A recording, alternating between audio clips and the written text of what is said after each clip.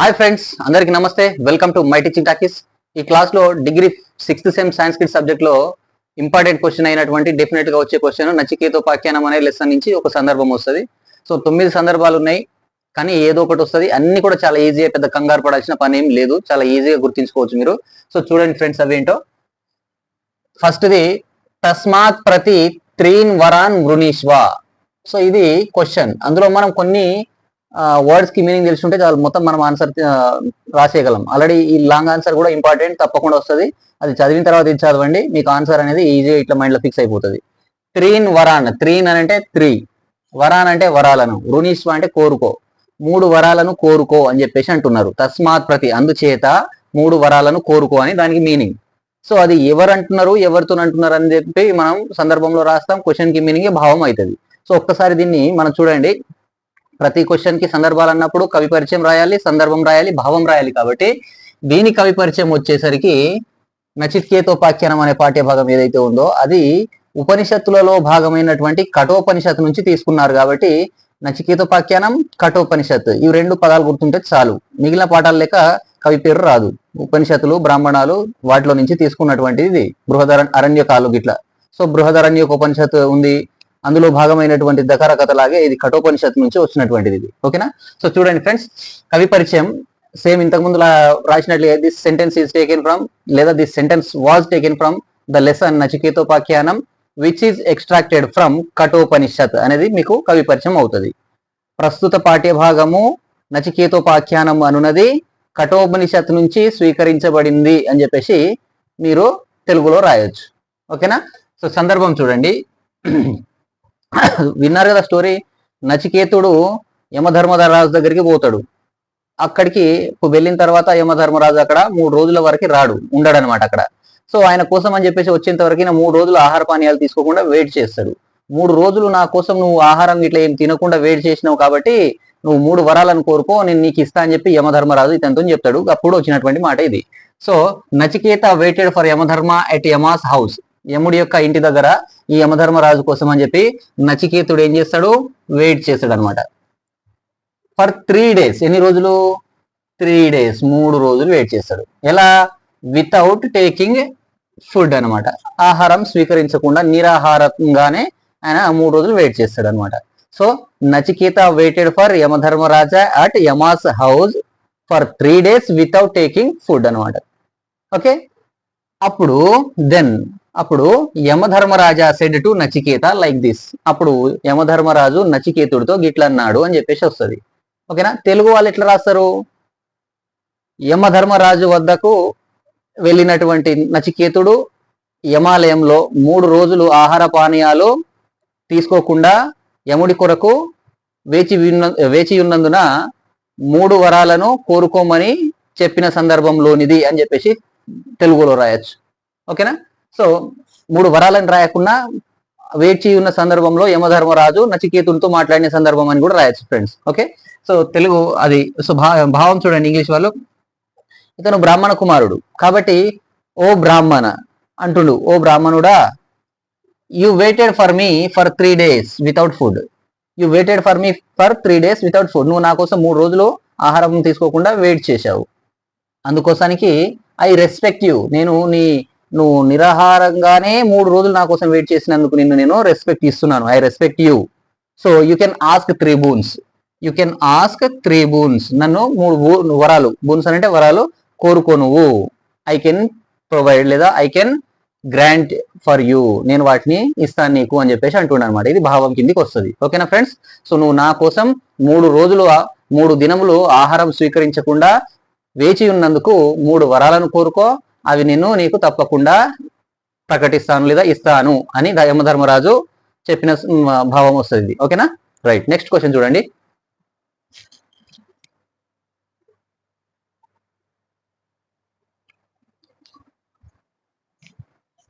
Right. Next question చూడండి, important ఇది. పీతోదక జగ్దతృణ దుగ్ధదోహ నిరింద్రియ అని చెప్పేసి క్వశ్చన్. సో పీతోదక పీత తాగడానికి, ఉదక నీళ్లు కూడా తాగడానికి సిద్ధంగా లేనటువంటివి, తృణం గడ్డి కూడా మేయలేనటువంటివి, దుగ్ధదోహ పాలు కూడా ఈయనటువంటివి, నిరీంద్రియ ముసలివి అయినటువంటివి అని చెప్పేసి దాని meaning.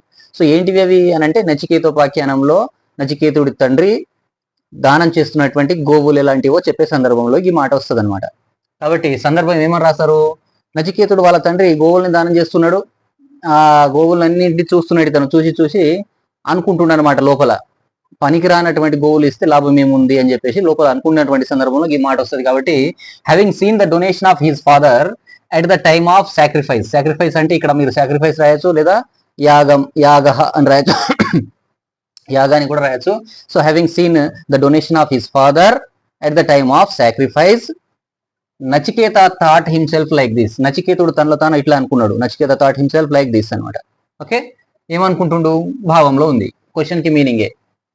He gives useless cows, అతను అంటే వాళ్ళ తండ్రి యూజ్లెస్ కౌస్ ని డొనేట్ చేస్తున్నాడు, పనికి రానటువంటివి. ఎలా ఉన్నాయి అవి, దే ఆర్ ఓల్డ్, నిరీంద్రియ, దే ఆర్ ఓల్డ్, అవి ముసలెడ్లు అవి. దే కెనాట్ ఈట్, అవి గడ్డిని కూడా తినలేనటువంటివి, గ్రాస్ ఈట్, ఓకేనా. So they cannot eat grass. And cannot drink water, కనీసం నీళ్ళన్న తాగడానికి సిద్ధంగా ఉన్నాయంటే అందు కూడా సిద్ధంగా లేనటువంటివి. And they don't give milk, అంత ముసలివి కాబట్టి పాలు కూడా ఇవ్వలేనటువంటివి అవి, వాటిని ఎదుటి వాళ్ళు తీసుకుంటే లాభం ఏముంది. కాబట్టి హీజ్ ఆఫర్స్ ఆర్ అన్వర్తి, వాళ్ళ తండ్రి ఇస్తున్నటువంటి ఆఫర్ అనేది నిష్ఫలమయ్యేటువంటిది అని చెప్పేసి ఆ పిల్లవాడు అనుకున్నటువంటి సందర్భంలో ఈ మాట వస్తుంది అనమాట.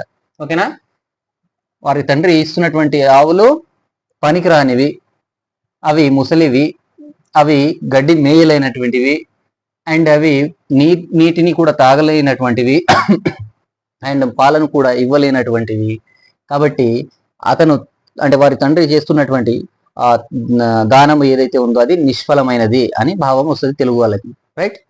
నెక్స్ట్ క్వశ్చన్ చూడండి, థర్డ్ది. స్వయం చ జీవ శరదో యావదిచ్చసి, వెరీ వెరీ ఇంపార్టెంట్. స్వయం చ జీవ శరదో యావదిచ్చసి, నువ్వు స్వయంగా ఎంత సంవత్సరం జీవించాలనుకుంటావో అంతకాలం జీవించు, అటువంటి వరాన్ని పొందు అని చెప్పేసి చెప్తున్నాడు అనమాట. ఇది చెప్పేది వరాన్ని ఇచ్చేటువంటి వ్యక్తి ఎవరు ఇస్తున్నారు, యమధర్మరాజు. ఎవరికి, నచికేతుడికి. కాబట్టి నచికేతుడు అక్కడికి వెళ్ళిన తర్వాత 3వ వరాన్ని కోరే సందర్భంలో ఈ మాట వస్తుంది, ఓకేనా. కాబట్టి Yamadharmaraja said to Nachiketa when he asked third boon, Yamadharmaraja said to Nachiketa when he asked third boon, 3వ కోరికగా లేదా 3వ వరంగా అడిగినప్పుడు అప్పుడు యమధర్మరాజు నచికేతుడితో ఈ మాట అంటాడు అనమాట, నువ్వు అవసరం లేనటువంటివి కాకుండా నీ బెనిఫిట్ కోసం ఏం కావాలనుకుంటావో అవి కోరుకో, నువ్వు కావాలనుకుంటే ఎంతకాలం జీవించాలనుకున్నా సరే నేను నీకు ప్రొవైడ్ చేస్తానని చెప్పేసి అంటున్నాను అనమాట. ఓకే, కాబట్టి స్వయం చ జీవ శరదో యావత్ ఇచ్చేసి అని అంటే యావత్ శరదో, నీకు కావలసినన్ని సంవత్సరాలు ఇచ్చేసి కోరుకుంటావో, స్వయం చ జీవ అంతవరకు జీవించేటువంటి వరాన్ని నేను ఇస్తానంటుండు. ఓకే, సో భావం చూడండి, I can grant you big fortune, నీకు పెద్ద అదృష్టాన్ని ఇస్తున్నా నేను. ఇంకా దాంతోపాటు వెల్త్, డబ్బు, గోల్డ్, బంగారం, కౌస్, ఎడ్లు, గోవులు, అండ్ ఎలిఫెంట్, గజములు, ఏనుగులు, అండ్ లాంగ్ లైఫ్, నీకు లాంగ్ లైఫ్ కూడా ప్రొవైడ్ చేస్తా అని చెప్పేసి చెప్తుండ అనమాట. ఓకేనా, నెక్స్ట్ ఇది చూడండి ఫ్రెండ్స్. నెక్స్ట్ 4th చూడండి, నా హీదృశ లభ్యనీయ మనుష్యై, నా హీదృశి లభ్యనీయ మనుష్యై అని అంటే ఇటువంటివి సామాన్య మానవులకు లేక ఇతర మానవులకు లభించినటువంటివి అని చెప్పేసి అంటున్నాను అనమాట. ఇటువంటివి అంటే ఇటువంటి కోరికలు ఏవైతే వరములు ఉన్నాయో నేను ప్రొవైడ్ చేసేటివి, ఇటువంటివి మిగిలిన మనుషులకి లభించనివి, దుర్లభమైనవి అని చెప్పేసి అంటుండు యమధర్మరాజు. కాబట్టి సందర్భం చూడండి, Yamadharma says to Nachiketa for his third boon, ఎప్పుడు చెప్తుండు, థర్డ్ బోన్ గా నీకు ఇది కావాలి అని కోరుకోకు, అది తప్ప మిగిలిన ఏవైనా కోరుకో. సో అవి మిగిలిన వాళ్ళకి ఎవరికి లభించినటువంటివి అని చెప్తున్నాడు అనమాట. కాబట్టి నచికేత శ్రేష్ఠు యమధర్మ శ్రేష్ఠు Nachiketa for his third boon, 3వ వరాన్ని ఇచ్చే సందర్భంలో చెప్పినటువంటి మాటగా వస్తుంది అనమాట ఇది. ఓకే, సో భావం చూడండి, I'm offering you the things which people never even seen them, నేను ఇస్తున్నటువంటి ఆఫర్స్ నీకు ఏవైతే ఉన్నాయో మిగిలినటువంటి పీపుల్స్ ఏవైతే ఉన్నారో వాళ్ళు నెవర్ ఈవెన్ సీన్ దేమ్, వాటిని కనీసం చూడని కూడా చూడలేనటువంటివి అవి. These cannot acquire by men, ఇవి మనుషుల చేత లభ్యం కానటువంటివి లేదా పొందనటువంటివి అని చెప్తున్నాడు అనమాట. These cannot acquire by men, మనుషులకి ఇవి లభించినటువంటివి, నీకు మాత్రమే ప్రొవైడ్ చేస్తున్నాను అని చెప్పేసి అంటూ చెప్పే మూడవ వరాన్ని ఇచ్చే సందర్భంలో అతని యోగ్యతను పరీక్షించి అతన్ని ఆశీర్వదించే సందర్భంలో చెప్పినటువంటి మాటగా వస్తుంది అనమాట. ఓకే, ఇక వెరీ వెరీ ఇంపార్టెంట్ వన్ ఇది, గతంలో 2 సార్లు అడిగినటువంటి క్వశ్చనే. వరస్తుమే వరణీయ స ఏవ, వరాలలో నాకు 3వ వరంగా అదే కావాలి, నాకు వేరే ఏది వద్దు అని చెప్పేసి. వరస్తుమే వరణీయ స ఏవ, దానిని మాత్రమే ఇవ్వు, వేరే ఏదొద్దు అని చెప్తున్నాడు. ఎవరు చెప్తున్నాడు? నచికేతుడు. ఎవరితో? యమధర్మరాజుతో. కాబట్టి సందర్భం, Nachiketa rejected the offers provided by Yama for his third bone. మిగిలిన చాలా ఇస్తున్నాను నీకు, ఇవన్నీ తీసుకో అన్నాడు కాబట్టి వాటిని అన్నింటినీ రిజెక్ట్ చేశాడు ఈయన. So Nachiketa rejected all the boons or offers which are provided by Yama for third boon. మూడో దానికోసం ఆయన ఇచ్చినటువంటి అన్నింటినీ రిజెక్ట్ చేసేసాడు. ఇన్ దట్ కాంటెక్స్ట్, ఆ సందర్భంలో Nachiketa said to Yama like this, ఆ సందర్భంలో నచికేతుడు యముడితో గిట్ల అంటుండ అనమాట. ఏమంటుండు క్వశ్చన్ లో చూడండి, భావం వస్తుంది అప్పుడు. So I wish to know what happens to the soul when it reaches its final death. I wish to know what happens to the soul when it reaches its final death. ఆత్మ చనిపోయిన తర్వాత ఎక్కడికి వెళ్తుంది, అది మాత్రమే నాకు కావాలి, వేరే ఏది వద్దు. I need this bone only, నాకు ఈ వరం మాత్రమే కావాలి, మీరు ఎంత వేరేది ఇచ్చినా నాకు వద్దు అని చెప్పేసి చెప్తున్నాడు అనమాట. ఓకేనా? సో మరణం తర్వాత ఆత్మ ఎటు పోతుంది, ఏమవుతుంది అని చెప్పేసి తెలియజేయాలి, నాకు అదే కావాలి అని చెప్పేసి అడిగే సందర్భంలో ఈ మాట వస్తుంది. ఓకేనా ఫ్రెండ్స్? సో రైట్, చూడండి ఇక 6th ఇది కూడా వెరీ వెరీ ఇంపార్టెంట్. శ్రేయోహి ధీరో అభిప్రేయసో వృణీతే. శ్రేయోహి ధీరో అభిప్రేయసే వృణీతే అంటే ధీరులు ఎప్పుడైనా సరే శ్రేయస్సునే కోరే వాళ్ళు ధీరులు అవుతారు, కానీ ఏది నేను ఇవి ఇస్తానంగానే సంతోషించి తీసుకునే వాళ్ళు ఎంతో మంది ఉన్నారు, కానీ నువ్వు ధీరుడవు కాబట్టి నువ్వు శ్రేయస్సుని మాత్రమే కోరుతున్నావు అని చెప్పేసి అతని యోగ్యతను పరీక్షించిన తర్వాత యముడు నచికేతునితో పలికే సందర్భంలో వస్తుంది. సో నచికేతుడి యొక్క యోగ్యతను పరీక్షించిన తర్వాత యమధర్మరాజు నచికేతునితో మాట్లాడే సందర్భంలో ఉంది ఈ వాక్యము. ఓకేనా? సందర్భం ఇంగ్లీష్ వాళ్ళు చూడండి. After examined Nachiketa's determination, Yama says to him like this. అతని డిటర్మినేషన్, యోగ్యతను పరీక్షించిన తర్వాత నచికేత అతనితో ఇట్లా అంటుండు అని చెప్పేసి. ఓకేనా? After examined the determination of Nachiketa, Yama says to Nachiketa like this అని చెప్పేసి రాస్తారు. ఏమట భావము అని అంటే చూడండి, ధీరో అంటే శ్రేయో అంటే శ్రేయస్సు, గుడ్ అన్నమాట, అల్టిమేట్ గుడ్ లేదా విచ్ ఈస్ గుడ్. హీ ధీరోహ అభిప్రేయసే, ధీరులు కోరుకుంటారు. ఓకేనా? So the person who is ధీరా విత్ హిస్ నాలెడ్జ్, అతనికి ఉన్నటువంటి నాలెడ్జ్ తో అతను ధీరుడు ఎవరైతే ఉంటారో అతను will desire the ultimate good. అతనికి ఏం కావాలి? అల్టిమేట్ గుడ్డే కావాలి, మంచి శ్రేయస్సే కావాలి, కానీ వెల్త్ కాదు, శ్రేయస్సే కావాలి కానీ ధనం కాదు అని చెప్పేసి అంటుండ అనమాట. ఓకేనా? సో పర్సన్ హూ ఇస్ ధీరః with his knowledge will desire the ultimate good. అతనికి కావాల్సినటువంటి యోగ్యతని దేంట్లో చూపిస్తున్నాడు? శ్రేయస్సును పొందుట్లో చూపిస్తున్నాడు అనమాట అతను. ఓకేనా? ఇది. సో నెక్స్ట్ చూడండి, రైట్, నెక్స్ట్ చూడండి. ఆశ్చర్యో వక్త కుశలో అస్య లబ్ధ. ఆశ్చర్యో వక్త కుశలో అస్య లబ్ధ, ఆశ్చర్యంగా ఉంది నాకు ఇటువంటి లబ్ధ అంటే ఇటువంటి వక్త నాకు లభించినందుకు అని చెప్పేసి నచికేతుడితో యమధర్మరాజు చెప్పే మాటలో వస్తుంది అనమాట సందర్భంలో. After knowing Nachiketa's strong desire Yama says like this అనమాట. After knowing the strong desire, అతని యొక్క స్ట్రాంగ్ డిజైర్ ఏంది? ఒక్కటే, 3వ వరంగా నాకు కేవలం ఆత్మకు సంబంధించిన జ్ఞానమే కావాలి, అది తప్ప నాకు వేరే ఏది వద్దు అని అన్నాడు. సో ఆ సందర్భంలో అతని యొక్క ఆ స్ట్రాంగ్ డిజైర్ ని తెలుసుకున్న తర్వాత నచికేతుడితో యమ అట్లా అంటున్నాడు అని చెప్పేసి సందర్భంలో వస్తుంది. ఓకేనా? నెక్స్ట్ భావం చూడండి. A wonder is the explainer of it. ఒక వండర్ ఏంది అని అంటే ఇటువంటి ఎక్స్ప్లెయినర్ ఉండటం అనేది ఒక వండర్ అయితే, and wonderful is the person who understand it. ఏది చెప్తే దాన్ని అందరు అర్థం చేసుకునే తత్వం కలిగినటువంటి వాడు ఇంకా ఆశ్చర్యకరమైనటువంటిది, వండర్ఫుల్ అయినటువంటిది అని చెప్పేసి చెప్తున్నాడు అనమాట. ఓకే? సో నెక్స్ట్ ఇది చూడండి, ఇది కూడా వెరీ వెరీ ఇంపార్టెంట్. సర్వే వేద యత్ పదమామనంతి. సర్వే వేద యత్ పదమామనంతి, అన్ని వేదాలు ఏ పదాన్ని అయితే చెప్తున్నాయో ఆ పదం ఏది అని చెప్పేసి.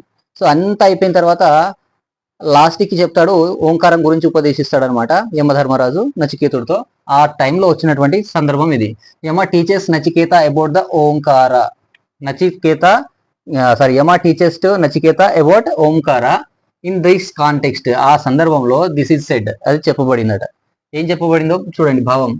Vedas praises, Vedas praises the Omkara is supreme in all mantras. So అన్ని మంత్రాలలో గిట్లా మనకు వేదాలు అనేవి ఓంకారం గురించే తెలియజేస్తుంది అని చెప్పేసి చెప్తున్నారు అనమాట.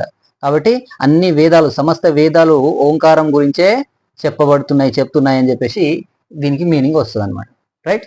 ఇక లాస్ట్ వన్ చూడండి. యస్తు విజ్ఞానవాన్ భవతి, దేని ద్వారానైతే విజ్ఞానవంతులు అవుతారో అదే ఓంకారము అని దీని మీనింగ్ వస్తుంది అనమాట. సో ఇది కూడా ఓంకారం గురించి చెప్పే సందర్భంలోనే వస్తుంది. సేమ్ యాజ్ ఎబో అంటే ఓ ఎయిత్ దాని లెక్క. ఓకే. సో మీరు సేమ్ యాజ్ ఎబో అని రాయద్దు కదా, అదే మాట రాయాలి. ఇక్కడ ఉన్నదే ఈ సందర్భంలో తీసుకొచ్చి ఇక్కడ రాయాలి. రైట్. ఇక భావం చూడండి.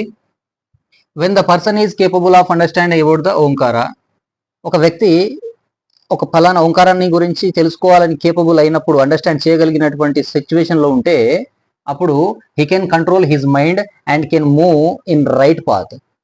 ఒకవేళ ఎవరైతే ఏకాగ్రతతో ఆ ఓంకారాన్ని గనక పఠిస్తారో అప్పుడు వాళ్ళు తమ మైండ్ ని కంట్రోల్లో ఉంచుకొని ధర్మ మార్గంలో నడవడానికి సిద్ధంగా ఉంటారు అని చెప్పి దీని మీనింగ్ వస్తుంది అనమాట.